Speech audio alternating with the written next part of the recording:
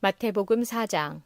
예수님께서는 나사렛을 떠나 스불론과 납달리 지역의 갈릴리 호숫가에 있는 가버나움으로 옮기시고 거기서 사셨습니다.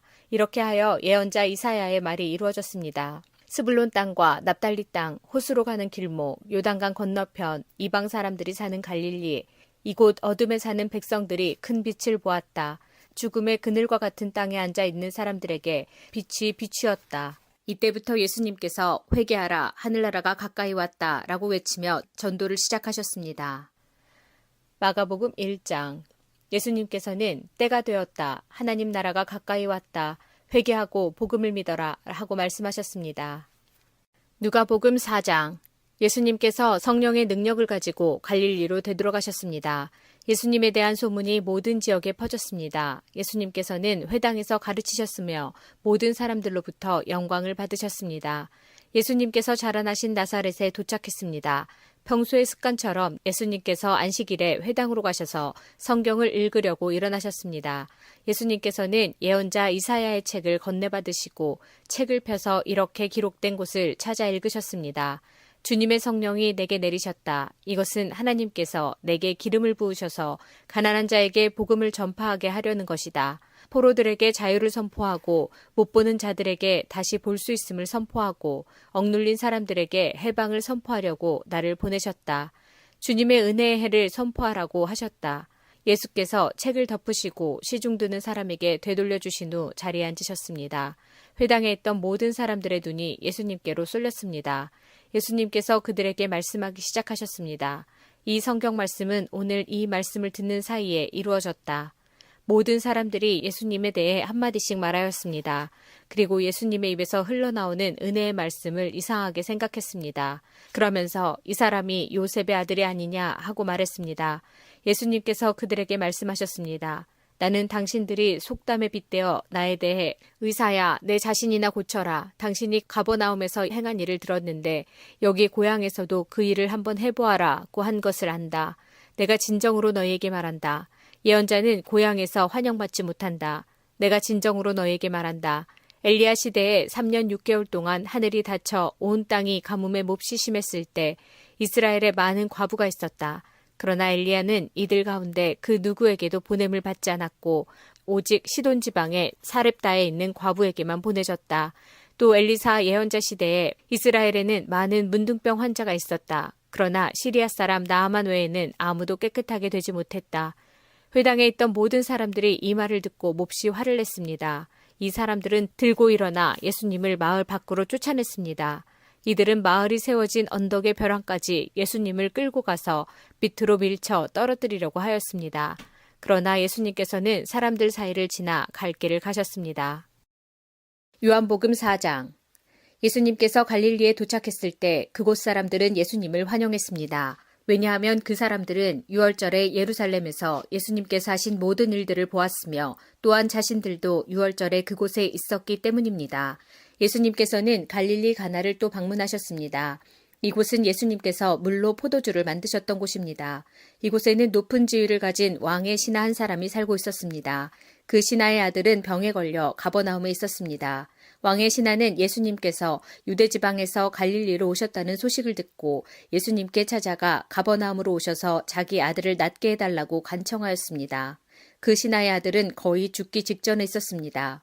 예수님께서 왕의 신하에게 말씀하셨습니다. 너희는 표적과 기이한 것들을 보지 않으면 전혀 믿으려 하지 않는다. 그 신하가 말했습니다. 선생님, 제 아들이 죽기 전에 가버나움으로 오십시오. 예수님께서 대답하셨습니다. 가시오, 당신 아들은 살 것이오. 그 사람은 예수님께서 자기에게 하신 말씀을 믿고 집으로 갔습니다. 그 사람은 집으로 가는 도중에 자기의 하인들을 만나 자기 아들이 살아났다는 소식을 들었습니다. 왕의 신하가 자기 아들이 낫게 된 때를 묻자 하인들은 어제 오후 1시 무렵부터 열이 떨어졌습니다. 라고 대답했습니다.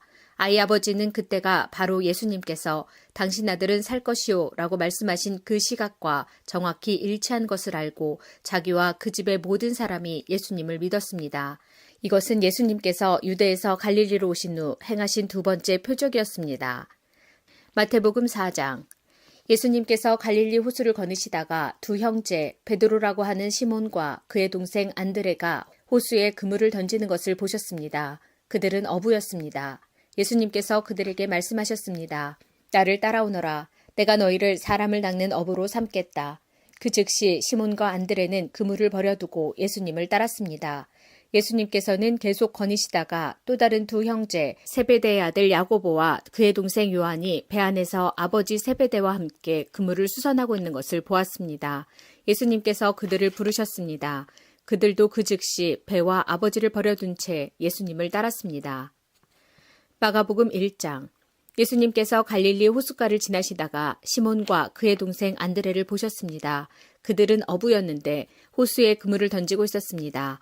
예수님께서 나를 따르라. 내가 너희를 사람을 낚는 어부로 삼겠다 하고 말씀하셨습니다.